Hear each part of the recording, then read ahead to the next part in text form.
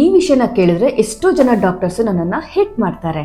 ಆದ್ರೆ working women's ಅರೆ ಇಷ್ಟು ಸಿಂಪಲ್ ಆಗಿ ಸ್ಟ್ರೆಸ್ ಇಂದ ಹೊರಗೆ ಬರ್ಬೋದಾ ಅನ್ಕೊಂತಾರೆ. ಆದ್ರೆ ಈ ಸಿಂಪಲ್ ಟೆಕ್ನಿಕ್ಗೆನೆ ಪರ್ಮನೆಂಟ್ ಸೊಲ್ಯೂಷನ್ ಕೊಡೋದು. ಬೆಂಗಳೂರು ಟ್ರಾಫಿಕ್ ಅಲ್ಲಿ ಹೋಗೋದು ನೆನೆಸ್ಕೊಂಡ್ರೇನೆ ಮೈಯೆಲ್ಲ ಸ್ಟ್ರೆಸ್ ಆಗ್ಬಿಡತ್ತೆ. ಇದನ್ನ ನಾನು ವೀಕ್ ಸ್ಟಾರ್ಟ್ ಆಂಗ್ಸೈಟಿ ಅಂತ ಕರಿತೀನಿ. ಆದ್ರೆ ನೀವ್ ವೀಕ್ ಅಲ್ಲ, ನಿಮ್ಮ ನರ್ವ್ ಸಿಸ್ಟಮ್ ಓವರ್ಲೋಡ್ ಆಗಿದೆ. ನಮ್ಮ ವರ್ಕಿಂಗ್ ಲೈಫ್ ಅಂತ ಅಂದ್ರೆ ಮೀಟಿಂಗ್ಸು, ನೋಟಿಫಿಕೇಶನ್ಸು, ಡೆಡ್ ಲೈನ್ಸು ಮತ್ತೆ ಎಕ್ಸ್ಪೆಕ್ಟೇಷನ್ಸ್ ಎಲ್ಲವೂ ಅರ್ಜೆಂಟ್ ಅಂತ ಕಾಟ ಕೊಡ್ತವೆ. ನಮ್ಮ ಬಾಡಿಗೆ ಸೇಫ್ ಅನ್ನೋ ಸಿಗ್ನಲ್ಲೇ ಇರಲ್ಲ. ಆ ಸೇಫ್ ಇಲ್ಲ ಅಂದಾಗ ನಮ್ಮ ಮೈಂಡ್ ಕಾಮ್ ಆಗಲ್ಲ.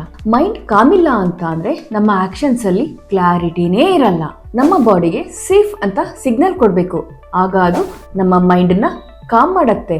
ಅದರಿಂದ ನಮ್ಮ ಆಕ್ಷನ್ ಅಲ್ಲಿ ಕ್ಲಾರಿಟಿ ಸಿಗತ್ತೆ.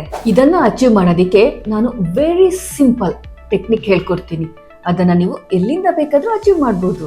ಫಸ್ಟ್ ಕ್ವಿಕ್ ಬಾಡಿ ಚೆಕ್ ಮಾಡ್ಕೊಳ್ಳಿ. ಶೋಲ್ಡರ್ಸು ಕಿವಿ ಹತ್ರ ಇದೆಯಾ ಅಥವಾ ಫ್ರೀ ಆಗಿದೆಯಾ? ಜಾ ಏಟ್ ಇದೆಯಾ ಅಥವಾ ರಿಲ್ಯಾಕ್ಸ್ ಆಗಿದೆಯಾ? ಬ್ರೀತಿಂಗು ನಾಯಿ ತರ ಇದೆಯಾ ಅಥವಾ ಆರಾಮಾಗಿದೆಯಾ? ಇದಿಷ್ಟನ್ನ ಫಸ್ಟ್ ಚೆಕ್ ಮಾಡ್ಕೊಳ್ಳಿ. ಶೋಲ್ಡರು ಫ್ರೀ ಆಗಿರ್ಲಿ, ಮುಖ ರಿಲ್ಯಾಕ್ಸ್ ಆಗಿರ್ಲಿ, ನಿಮ್ಮ ಬ್ಯಾಕ್ ಸ್ಟ್ರೈಟ್ ಆಗಿರ್ಲಿ. ಇದಾದ್ಮೇಲೆ ರಿಯಲ್ ಟೆಕ್ನಿಕ್ ಶುರು ಮಾಡ್ಬೇಕು. ಅದೇನು ಅಂತ ಹೇಳ್ತೀನಿ. Technique number 1, 4:8 breathing. ಇದರಲ್ಲಿ 4 ಕೌಂಟ್ ಇನ್ಹೇಲ್ ಮಾಡಬೇಕು ಮತ್ತೆ 8 ಕೌಂಟ್ ಎಕ್ಸೇಲ್ ಮಾಡಬೇಕು. ನಿಮ್ಮ ಎಕ್ಸೇಲ್ ಲಾಂಗ್ ಇತ್ತು ಅಂತ ಅಂದ್ರೆ ನಿಮ್ಮ ಬಾಡಿಗೆ ಸೇಫ್ ಅಂತ ಸಿಗ್ನಲ್ ಹೋಗುತ್ತೆ. ಓಕೆ, ಟ್ರೈ ಮಾಡೋಣ. ಶೋಲ್ಡರ್ ಫ್ರೀ ಆಗಿರ್ಲಿ, ಮುಖ ರಿಲ್ಯಾಕ್ಸ್ಡ್ ಆಗಿರ್ಲಿ ಮತ್ತೆ ನಿಮ್ಮ ಬೆನ್ನು ಸ್ಟ್ರೈಟ್ ಇರ್ಲಿ.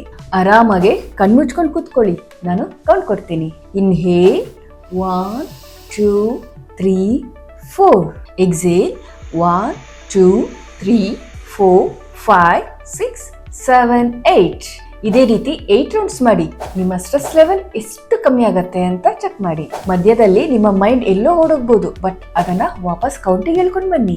ಇದ್ರ ಜೊತೆ ನೀವು ಇನ್ನೊಂದು ಅಬ್ಸರ್ವ್ ಮಾಡ್ಬೋದು, ನಿಮ್ಮ ಹಾರ್ಟ್ ಸ್ಲೋ ಆಗಿ ಪಂಪ್ ಆಗತ್ತೆ. ಇದು ಮ್ಯಾಜಿಕ್ ಅಲ್ಲ, ಬಯಾಲಜಿ. ಹಾರ್ಟ್ ರೇಟ್ ಸ್ಲೋ ಇದ್ರೆ ಬಾಡಿ ಸೇಫ್ ಅಂತ.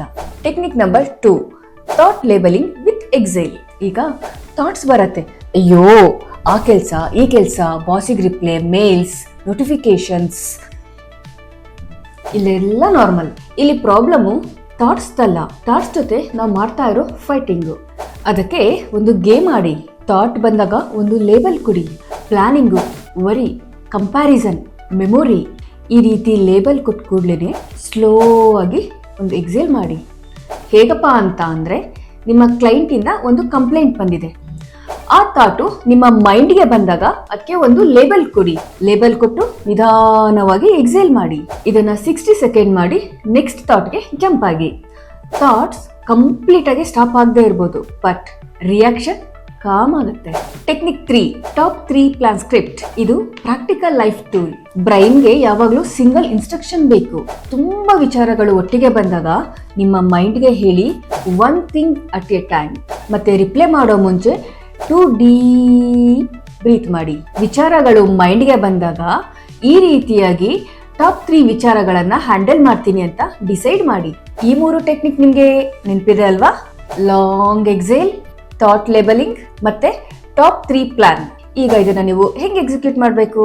ಡೇ 1 2 3 ಟೆಕ್ನಿಕ್ 1 ಅನ್ನ 2 ಮಿನಿಟ್ಸ್ ಮಾಡಿ. ಡೇ 4 5 6 ಟೆಕ್ನಿಕ್ 1 ಮತ್ತೆ 2 ನ 4 ಮಿನಿಟ್ಸ್ ಮಾಡಿ.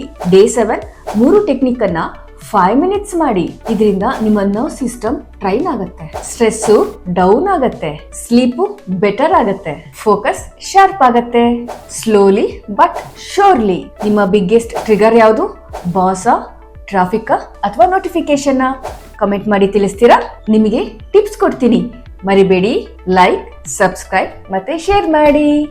ಬಾಯ್.